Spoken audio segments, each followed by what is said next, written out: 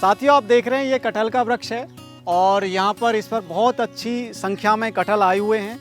ये जो कटहल है ये पूरी तरह से जैविक है। अगर आप चाहते हैं कि इसी तरह के कटहल आपके भी खेत में, आपके भी फार्म पर हों, तो आपको इसके लगाने के बारे में जानकारी होनी चाहिए। मैं आपको थोड़ी सी इसके बारे में जानकारी बताना चाहूँगा कि किस तरीके से आप इस प्रकार से जो वृक्ष है और जो इसमें लगने वाला फल है आप तैयार कर सकते हैं अपने फार्म पर। तो सबसे पहले आपको नर्सरी का चुनाव करना है। आपको जहाँ से आप पौधा लेना चाहते हैं वो सर्टिफाइड नर्सरी होनी चाहिए, जिससे ये सुनिश्चित हो सके कि जो पौधा है अच्छी क्वालिटी के लगे हुए हैं वहाँ पर। और जो पौधा जब आप लेंगे, जब चयन करेंगे, तो 2.5 से 3 फुट उसकी हाइट होनी चाहिए पौधे की। और जब पौधा लगाएंगे तो आपको जगह का चुनाव करना है। जगह ऐसी हो जिसमें जलभराव ना होता हो। उसके बाद में आपको वहाँ पर गड्ढा खोदना है, जिसको पिट बोलते हैं, और वो 2 बाई 2 का गड्ढा होना चाहिए, 2 फुट की गोलाई और 2 फुट की गहराई।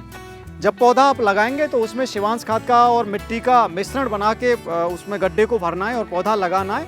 और इसके बाद में आपको एक रिंग बनाना है खाद का और फिर मल्च करना है। मल्च की जो दूरी है पौधे के तने से 3 से 4 इंच की रखनी है, जिससे कि कोई संक्रमण या कीट या इस तरह की कोई समस्या आगे ना आए।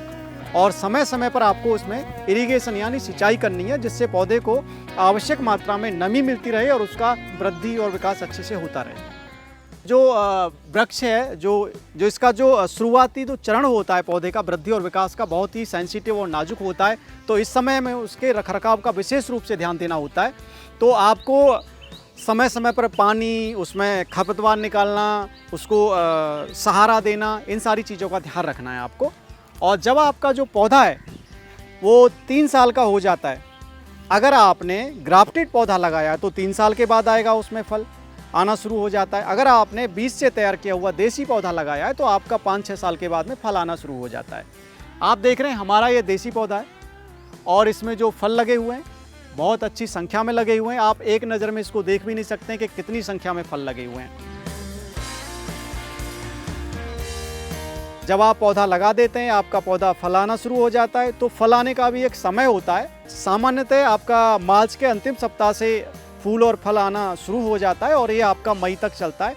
अगर आप इसको सब्जी के रूप में पसंद करते हैं तो आप अप्रैल मई तक आप इसका हार्वेस्ट ले सकते हैं।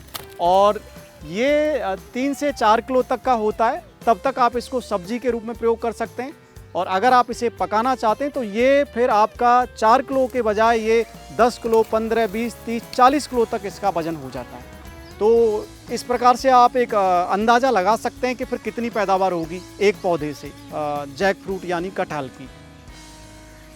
दूसरा, जैसे कटहल की हम बात कर रहे हैं, इसमें जो जब फल पक जाता है तो उसके अंदर जो बीज होते हैं वो बीज भी पक जाते हैं, मैच्योर हो जाते हैं। उन बीजों से भी आप इसकी पौध तैयार कर सकते हैं, नर्सरी तैयार कर सकते हैं। और उस नर्सरी से जो पौधे तैयार होंगे उनको आप समाज के कल्याण के लिए और किसान भाइयों को भी दे सकते हैं और उनका भी भला हो सकता है। जो कटहल है ये पोषण से भरपूर होता है। इसके अंदर विटामिन ए, विटामिन सी और प्रोटीन भरपूर मात्रा में पाया जाता है। और कई देश ऐसे हैं जिन्होंने इसको अपना राष्ट्रीय फल घोषित किया हुआ कटहल को, जैसे बांग्लादेश है, श्रीलंका है, इन्होंने अपना राष्ट्रीय फल घोषित किया हुआ है। और कटहल का जो कच्चा फल है, इसकी जो तासीर है वो गर्म होती है। जब पकाकर आप खाते हैं तो इसकी तासीर ठंडी होती है। तो साथियों, अगर आप भी अपनी जो इनकम है उसमें एक अतिरिक्त आय का स्रोत कटहल को बनाना चाहते हैं तो आप, जैसे हमने बताया, इस तरीके से आप कटहल को वृक्षारोपण करें तो आपकी जो आय है निश्चित रूप से बढ़ेगी और आपको मुनाफा ज़्यादा होगा।